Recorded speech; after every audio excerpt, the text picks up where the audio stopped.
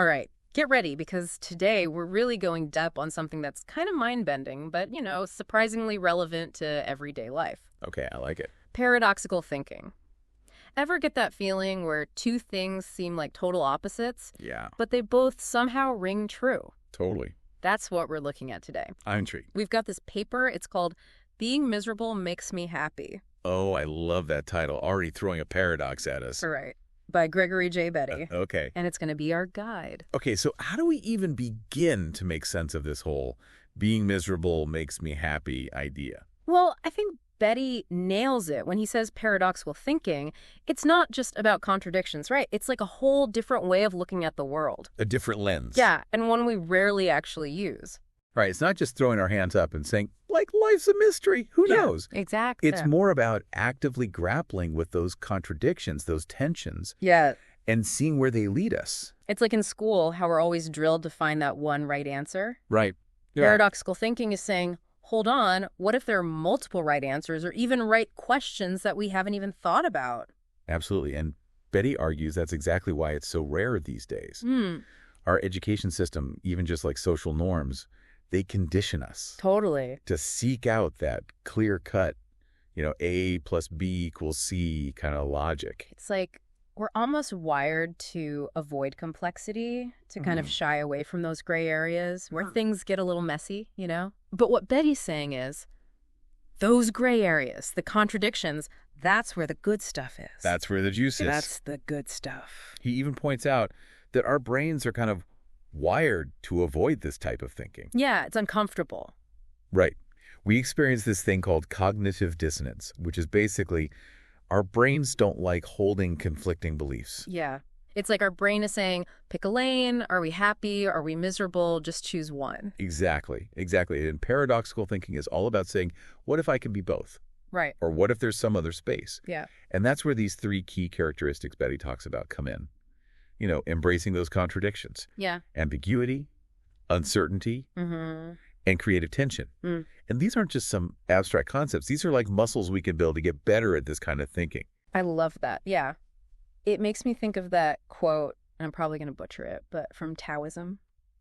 The Tao that can be told is not the eternal Tao. The name that can be named is not the eternal name. Yes. It's like the minute you try and pin it down, define it, you've already missed it. You've lost it. That is such a good example. And it illustrates how this isn't some newfangled, self-help fad. Yeah. It's rooted in all these ancient traditions, philosophical traditions. Sure. Like Zen Buddhism, those koans. Yeah. Those riddles that just break your brain a little bit. We're supposed to. Yeah, they're forcing you to think outside of the box you don't even realize you're in. Exactly. Even in Western philosophy, you've got Heraclitus saying, you can't step into the same river twice. Oh, yeah. Highlighting that constant change. Yeah. The paradoxical nature of just existing. That things are always in flux, always becoming something new, but yet we still try to cling to those fixed definitions. Yeah. And that's why Betty's really arguing that this kind of thinking is crucial for navigating the complexities of the world we live in today. It's not about having all the answers. It's about being comfortable with the questions. Right. It's more about the process. Exactly. Being comfortable with, I don't know. Yeah. Which, I don't know about you, but I find that incredibly freeing. Oh, for sure. And those contradictory truths that could exist at the same time. So it's not just this philosophical exercise. It's a real skill. Yeah. It's a way of seeing the world that can actually make us more adaptable, more resilient, and dare I even say it, happier. Which brings us to the heart of being miserable makes me happy. This is where things get really interesting. Right. Because I think anyone listening is probably thinking, who actually wants to be miserable? Right. But what he's suggesting is maybe there's a different way to think about both misery and happiness. It's challenging those very definitions. Yeah. Like, what if they're not actually opposites, but two sides of the same coin? Okay. Now, my brain is officially doing backflips, but I am intrigued. Tell me more. Think about it this way. Have you ever gone through a really tough time? Of course. And it's on the other side of that. Yeah. That you actually experience real growth. Totally. Or a deeper understanding of yourself. It's like you come out the other side and you're like, whoa, I did not enjoy that, but I learned something. There's a gift in it, right? We often try to just avoid difficult emotions altogether. Totally, yeah. But Betty's suggesting, maybe those experiences, those moments of misery, Yeah. they're actually super valuable. Mm-hmm. Not because suffering is inherently good, Right. but because it forces us to face parts of ourselves that we might otherwise avoid. So it's not about, like, glorifying misery, Oh. but saying, hey, this is part of the deal. It's part of the human experience. We're being human. And that ties back into paradoxical thinking, Right. right? Okay. Because it's about holding these seemingly opposite truths that we can experience joy and sorrow, growth and pain. At the same time. Yeah. All within this lifetime. It's like that old saying, like, what doesn't kill you makes you stronger. Right. Not that we should go looking for trouble. Right. Right. But maybe there's something to that idea. Mm-hmm. It's exactly. Where those difficult experiences can build resilience. And that resilience then helps us navigate all the other inevitable curveballs Yeah. that life throws at us. So it's not about being immune to pain or hardship. It's about being able to move through it Yes. in a way that you still grow. And that's where those practical benefits that we were getting at, Okay. they come into play. Yeah. Betty argues this kind of thinking can actually help us in so many ways. Yeah. From relationships Yeah. to our work. Okay. Let's dig into that a little bit, because I feel like some people listening might be like, okay, that's great for, like, philosophy debates, Yeah. but I have deadlines. Right. And, real life to deal with. But think about it.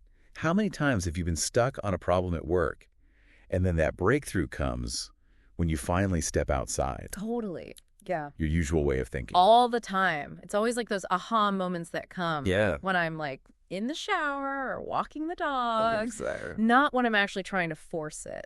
Paradoxical thinking helps prime our brains for that, Yeah. for those creative leaps, Mm. because it encourages us to lean into the ambiguity, to question those assumptions we don't even know we're making. So instead of, this is how we've always done it, it's more like, well, What if there's another way? what if we could? Exactly. And that flexibility, that ability to hold multiple perspectives at once, Yeah. that's crucial, especially in today's world. Totally. Things are changing so fast. Constantly. Think about companies that are constantly having to innovate, Right. to adapt. Mm. They need leaders. Mm. They need teams who can deal with that complexity. Be comfortable with the unknown. Exactly. Yeah. Not freak out when things get a little paradoxical. It's like that becomes the superpower then. It does. Because you're able to say, like, okay, well, this is happening, but also this is happening, and I can hold both of those things. Totally. It's like Yeah. that becomes the new competitive advantage. And Betty also points out how this type of thinking can really help our relationships too. Okay. I mean, we've all been there, right? Totally. When we just butt heads with somebody because our views are totally opposed. It's like we're speaking different languages sometimes. Yes. But what if instead of trying to convince that person that, our way is the right way, Oh, yeah. we tried to just hold both of those perspectives At the same time. simultaneously. Yeah. Not necessarily agreeing, Yeah. but trying to understand where they're coming from. Totally. It's like meeting them where they are. Exactly. Yeah. Paradoxical thinking allows for that space where those differences can coexist Mm. without us needing to force a resolution. Yeah, like not trying to solve them. Because it's recognizing that people are complicated. Yeah. And sometimes our actions, our beliefs, they appear contradictory. Totally. But that doesn't mean they're not coming from a genuine place. So it's about recognizing that nuance. Leaning into it even. The messiness of being human. Yeah. And that empathy, that ability to hold space for those contradictions within ourselves and with others. Yeah. That is so powerful, Oh. personally and professionally. Okay, so we've covered a lot. Definition, history of paradoxical thinking, potential benefits, even some criticisms. Right. But I want to go back to something you mentioned. Yeah.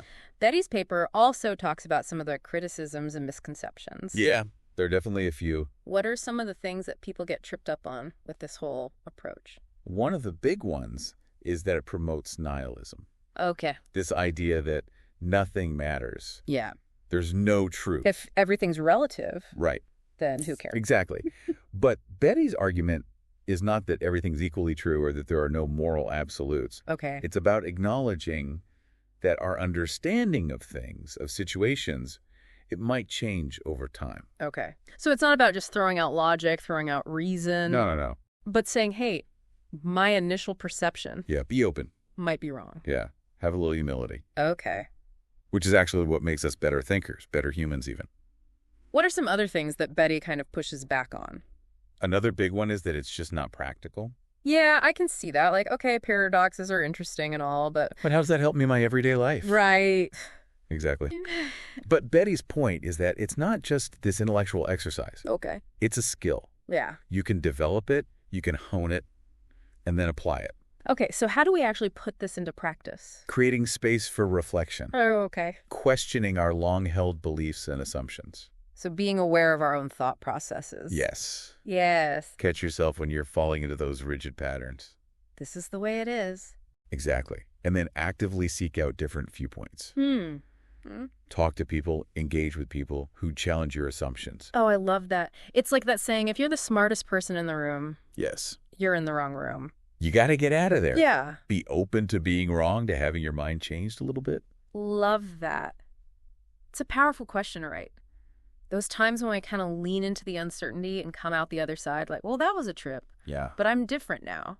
It might have been, a relationship ending, Right. a career setback, Yeah. even a personal loss. Yeah.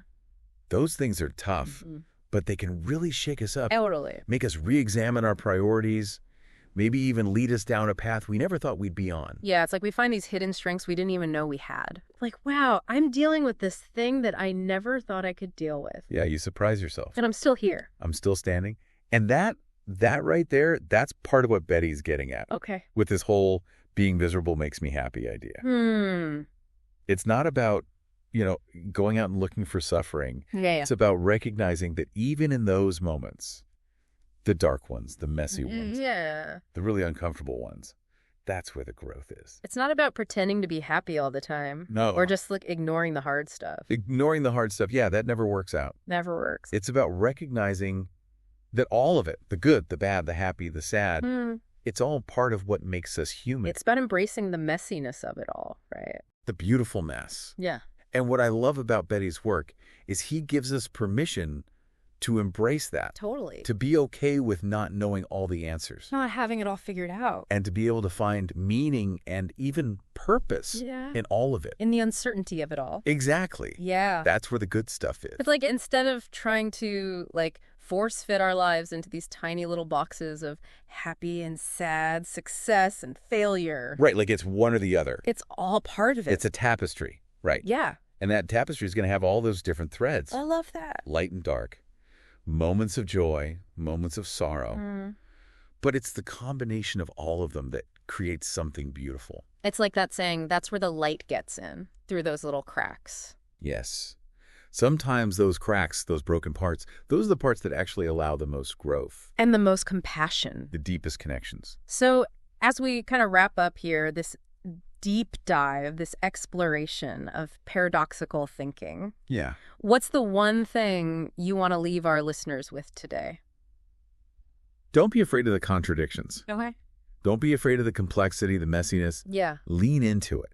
Because it's in those moments, those uncomfortable moments, that we often discover the most amazing truths about ourselves and, the world around us. It's about being open. Yes. Being willing to see things from a different perspective, to have your mind changed. Absolutely. And who knows, maybe through embracing those paradoxes, Yeah. we might actually find, we're more resilient. Yeah. We're more compassionate. And maybe even happier than we thought possible. Beautifully put. Keep those paradoxical minds going, everybody. And that's it for this deep dive into the world of paradoxical thinking. Thanks for joining us. Until next time, keep questioning, keep exploring, and keep embracing those contradictions because they make life pretty interesting.